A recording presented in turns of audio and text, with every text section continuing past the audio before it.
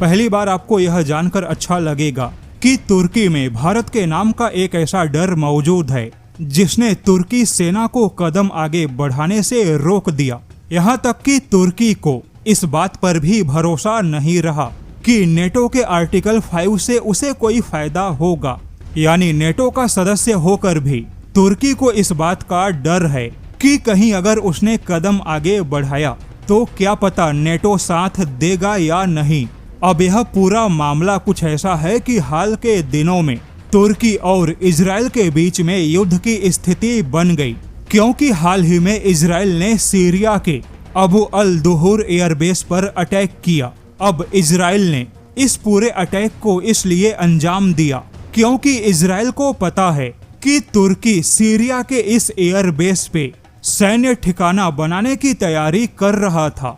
दावा है कि तुर्की अपने रडार सिस्टम के इंस्टॉलेशन की तैयारी में था, लेकिन तुर्की किसी भी सिस्टम को इंस्टॉल करता उससे पहले इजराइल ने हवाई हमला करके पूरे एयरबेस को ही मिटा दिया।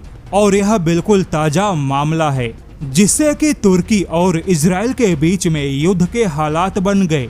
हालांकि तुर्की और इजराइल के बीच में लंबे समय से तनातनी का माहौल है और इस समय हालात ऐसे हैं कि इजराइल के 100 से ज्यादा फाइटर जेट हमेशा युद्ध मोड में तैनात हैं। लेकिन अब इसी बीच कुछ मिडल ईस्ट एशिया के डिप्लोमेटिक चैनलों ने दावा किया कि तुर्की इजराइल पर अटैक के बारे में विचार कर रहा है, लेकिन इजराइल पर किसी भी अटैक से पहले तुर्की को कई सारी बातों का डर है। जैसे कि तुर्की भले ही नेटो का सदस्य है, लेकिन तुर्की और इजराइल का मामला कुछ ऐसा है जहां नेटो के आर्टिकल 5 का लागू होना मुश्किल होगा, क्योंकि अमेरिका कभी भी किसी भी नेटो देश को इजराइल पर अटैक की मंजूरी नहीं देगा। लेकिन अमेरिका के अलावा भारत भी एक बड़ा फैक्टर है जिसे लेकर तुर्की के नीति निर्माता चिंतित हैं। जैसे कि तुर्की को इस बात की चिंता है कि नेटो के जो सदस्य देश हैं उनमें सबसे ज्यादा यूरोपियन देश शामिल हैं। वहीं यूरोपियन देशों में भारत का प्रभाव बहुत ही अच्छा है। ऐसे में तुर्की और इजराइल के किसी भी युद्ध की स्थिति में भारत का पूरा कूटनीतिक सपोर्ट इजराइल के पक्ष में होगा।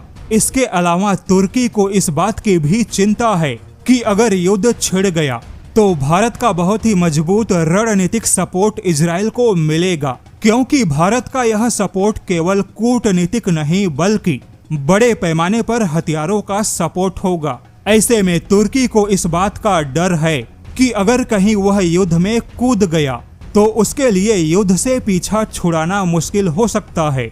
वहीं कुछ मिडल ईस्ट एशिया की रिपोर्ट का दावा है कि पिछले ही दिनों सऊदी, तुर्की और पाकिस्तान के बीच में जो मक्का वाला डिफेंस पैक्ट हुआ है, यानी जो सैन्य गठबंधन जैसा समझौता हुआ, ऐसे समझौते से भी कोई बहुत बड़ा फायदा नहीं होगा, क्योंकि आज भारत के हथियारों के सप्लाई चेन का जो सपोर्ट है वह तुर्की, सऊदी और पाकिस्तान से कहीं ज्यादा मजबूत है। यानी तुर्की को मालूम है कि अगर उसने इजराइल पर अटैक किया तो भारत किसी भी सपोर्ट में पीछे नहीं हटेगा।